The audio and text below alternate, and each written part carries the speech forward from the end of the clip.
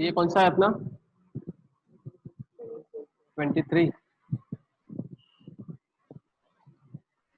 पहला था, सबसे पहले क्या दिया, from the following particulars compute the taxable income under the head salary of Shri Raman Lal. ठीक है, he is employed in the textile industries in Mumbai on a monthly salary of 60,000 per month। Basic salary कितनी हो गई 60,000 per month, और obviously वो क्या होता है, टैक्सेबल होता है। In addition he is entitled to 1% commission on sale achieved through him. तो क्वेश्चन में बोला गया कि आपका जो कमीशन होगा वो कितना होगा, 1% होगा, जो कि किसके ऊपर होगा, 10 लाख के टर्नओवर के ऊपर होगा। तो ये कौन सा वाला कमीशन हो गया, फिक्स परसेंटेज ऑन टर्नओवर वाला कमीशन, और ये क्या होता है, टैक्सेबल होता है। कोई डाउट है क्या?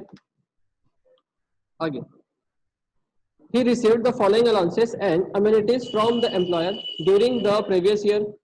तो उनको और भी कुछ कुछ अमेनिटीज मिली है, वो एक एक करके बताना है कि क्या है, टैक्सेबल है या फिर एग्जेम्प्ट है। तो डीएनएस अलाउंसेस था 10,000 पर मंथ, और उसके ब्रैकेट में लिखा हुआ है which is granted under the terms of employment and counted for the retirement benefit.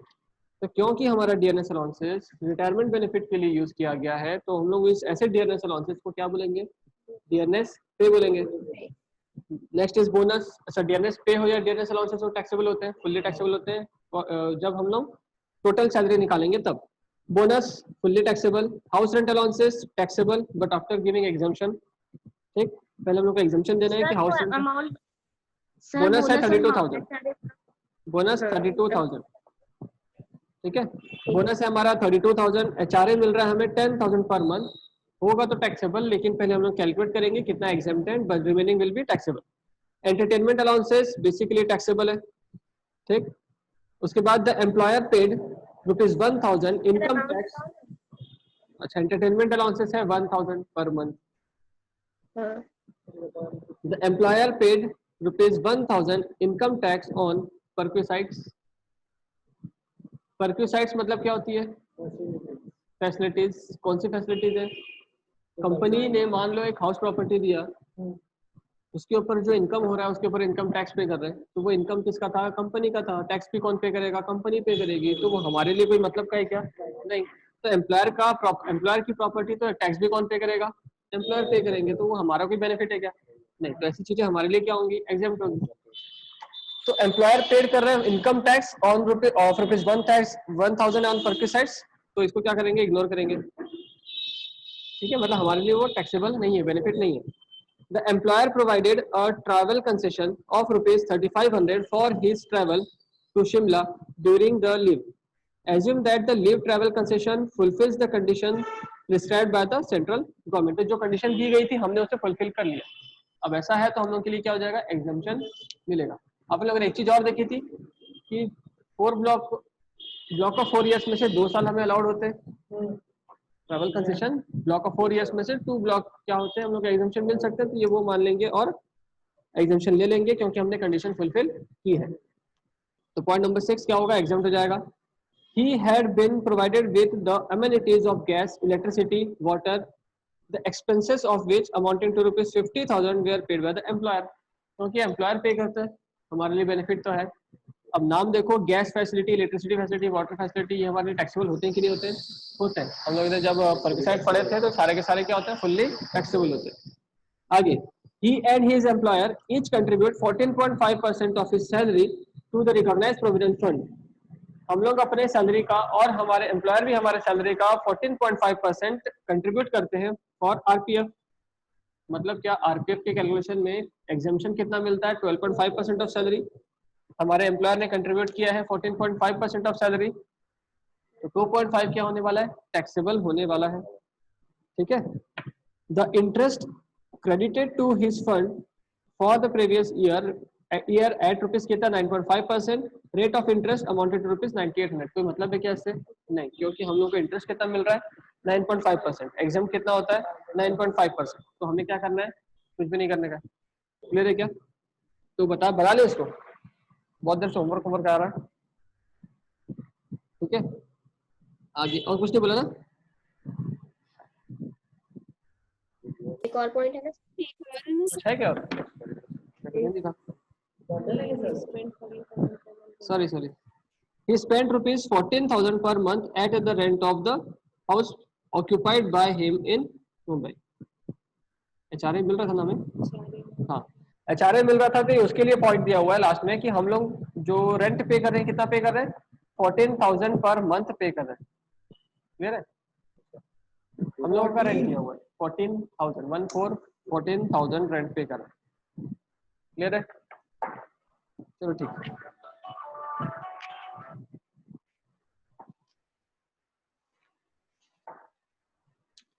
ठीक है, सबसे पहले कौन क्या लिखते हैं हमारे एसएससी कौन मिस्टर रमन लाल शायद के।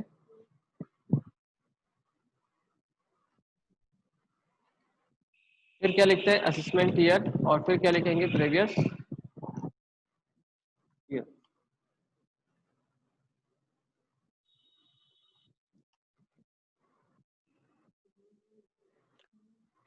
तो हमारा असेसमेंट ईयर कौन सा है 2021 और प्रीवियस ईयर कौन सा है 1920। ठीक है, अब कंप्यूटेशन ऑफ व्हाट क्या निकालने बोला है हमें, कंप्यूटेशन ऑफ ग्रॉस सैलरी की taxable salary. Taxable. Taxable salary हम लोग को बोला गया है टैक्सेबल सैलरी निकालने, मतलब डिडक्शन माइनस करने हैं। एक सबसे पहले क्या बेसिक सैलरी, बेसिक सैलरी कितनी है हमारे पास 60,000 पर मंथ, कितना होता है टोटल 7,20,000। बेसिक सैलरी के बाद क्या दिया है कमीशन दिया है, तो कमीशन भी टैक्सेबल होता है और ये है फिक्स्ड परसेंटेज ऑन टर्नओवर। वो कितना 10 लाख है और 10 लाख का कितना परसेंट 1%, कितना हो जाएगा 10,000 1 लाख होगा नहीं 10,000 10% होगा 1 लाख। ठीक है आगे, ये एक्चुअल में डियरनेस पे है, हम लोग इसको डियरनेस पे ही बोलेंगे है ना। डियरनेस अलाउंसेस था लेकिन रिटायरमेंट बेनिफिट के लिए यूज हो रहा है तो डियरनेस पे, और डियरनेस पे टैक्सेबल होता है कितना रुपीज 10,000 पर मंथ दिया है, तो 10,000 इंटू 12 वेरी गुड 1,20,000। आगे बोनस, बोनस कितना 32,000 टैक्सेबल होगा। आगे एचआरए, एचआरए हमें कैलकुलेट करना होगा है ना, तो ये इसमें क्योंकि मीनिंग ऑफ सैलरी यूज होती है इसको हम लोग क्या करेंगे लास्ट में कैलकुलेट करेंगे। एचआरए के बाद क्या है entertainment allowances,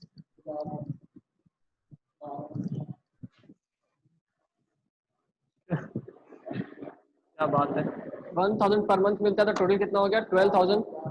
employer paid 1,000 income tax, तो ये क्या होगा हमारे लिए एक्सक्लूड करना है क्योंकि हमारे लिए एग्जाम्प्ट है।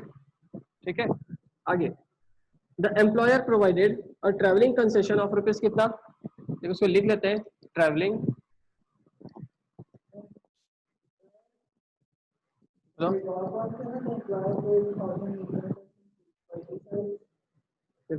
वही तो बोले एग्जाम क्यों, क्योंकि वो बताया ना अभी परक्यूसाइड के ऊपर जा रहा है।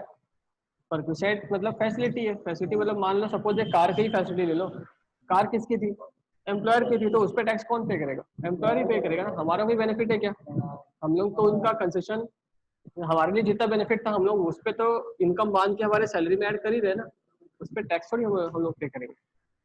ट्रैवलिंग कंसेशन ये हमारे लिए नील है क्योंकि हमने सारी कंडीशन फुलफिल की हुई है।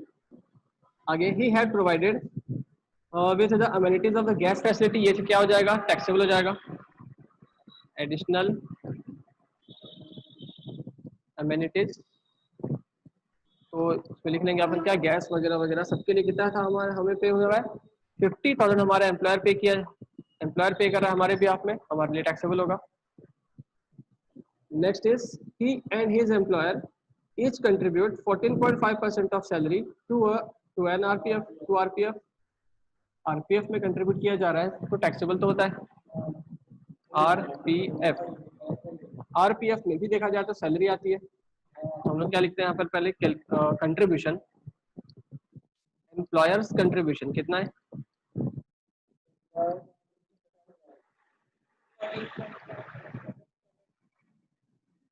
ये पूरा का पूरा कैलकुलेट करना पड़ेगा। तो इसको भी अपन एक काम करते हैं, नोट के थ्रू ही सॉल्व करेंगे।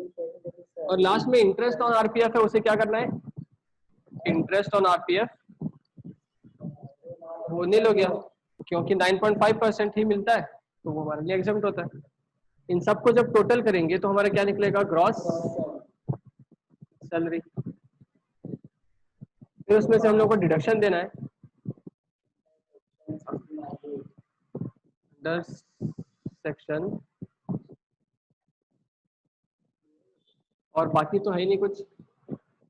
स्टैंडर्ड डिडक्शन मिलेगा, एंटरटेनमेंट अलाउंसेस के लिए गवर्नमेंट एम्प्लॉय नहीं है, प्रोफेशनल टैक्स हमने पे किया नहीं है, तो एक ही डिडक्शन मिलेगा, कितने का, 50,000 का डिडक्शन मिलेगा। जो बच गया वो हमारे लिए क्या निकलेगा, टैक्सेबल।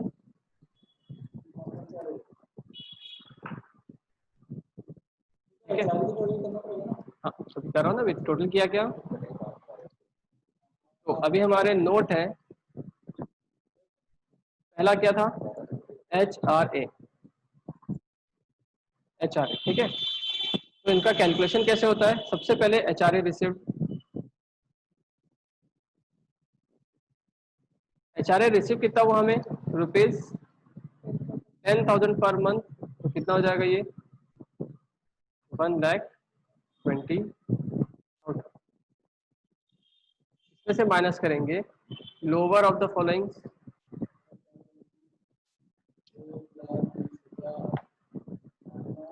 सबसे पहला क्या, HRA रिसीव्ड खुद, HRA रिसीव कितना हुआ है, 1,20,000।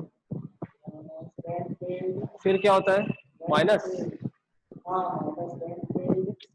Rent paid minus 10% of salary, rent paid minus 10% of salary. Rent paid कितना हुआ, 14,000 पर मंथ, कितना होता है,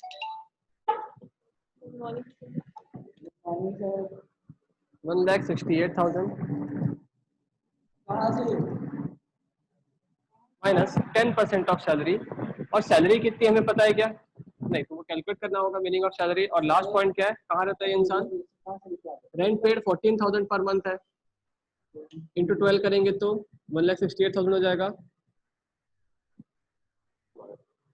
मुंबई में रहने से क्या होगा, 50% ऑफ सैलरी। और इन दोनों केसेस के लिए हमें सैलरी का मीनिंग कैलकुलेट करना होगा, ठीक। अब तो सैलरी का मीनिंग हम कैलकुलेट कर लेते हैं। मीनिंग ऑफ सैलरी क्या होगी, basic salary plus dearness pay और प्लस कमीशन होता है, जो कि फिक्स्ड परसेंटेज ऑन टर्नओवर वाला कमीशन होगा, वही वाला। बेसिक सैलरी हमारे पास है, कितनी है देखो जरा ऊपर,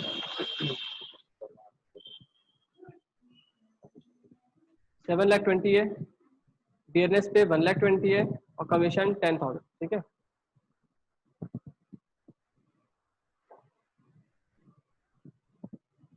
बेसिक सैलरी कितना, 7,20,000, डियरनेस पे 1,20,000, और कमीशन कितना, 10,000। टोटल कितना होता है, 8,30,000। 8,50,000, 8,50,000। क्लियर है। तो सैलरी हमारी हो गई 8,50,000, जिसका 10% कितना होगा,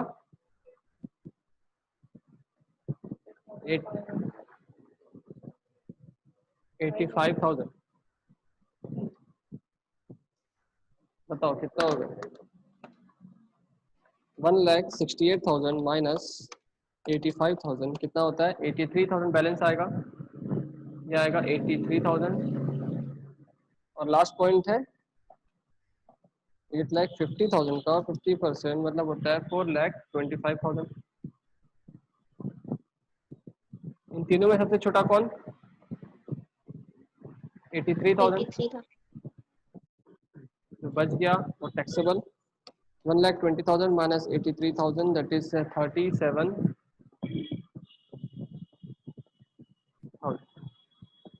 ठीक है, बस ये था हमारा टैक्सेबल HRA। ठीक है, तो ये हो गया हमारा 37, हम लोग पुट कर देते हैं HRA में, तो ये आ गया 37,000। और एक और था हमारा आरपीएफ ना, आरपीएफ का कैलकुलेशन भी बचा हुआ है।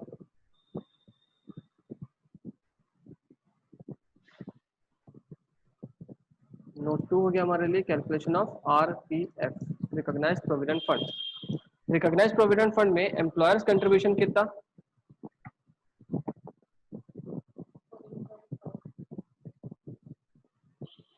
Is equals to 14.5% of salary. और सैलरी का मीनिंग में क्या आता है, बेसिक सैलरी, डियरनेस पे और commission, fixed percentage on turnover, और अपने को ऊपर निकाल चुके हैं हम लोग पहले, सेम होता ना। ठीक, तो एम्प्लॉयर्स कंट्रीब्यूशन कितना था हमारे 14.5% ऑफ सैलरी, है ना।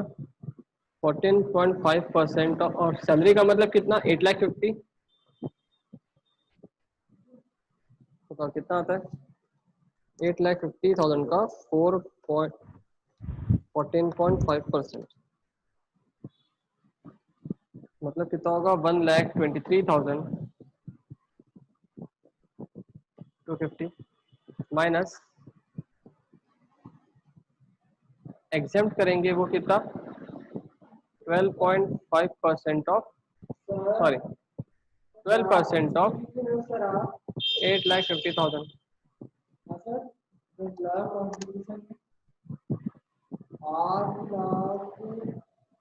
1 लाख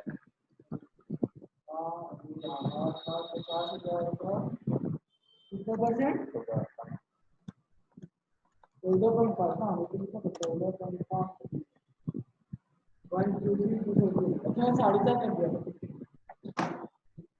ठीक है, तो एम्प्लॉयर का कंट्रीब्यूशन था 1,23,250, वो कितना कैसे निकाले हमने, जितनी भी सैलरी है उसका 14.5%, और सैलरी का मतलब क्या, जो HRA में होती है वही सैलरी यहाँ भी आती है, इसलिए वही सैलरी उठा लिया हमने 8,50,000 का 14.5। एग्जेम्प्ट कितना होता है 12%, तो जो बच गया वो क्या हो जाएगा टैक्सेबल, तो टैक्सेबल कितना हो गया 21,250।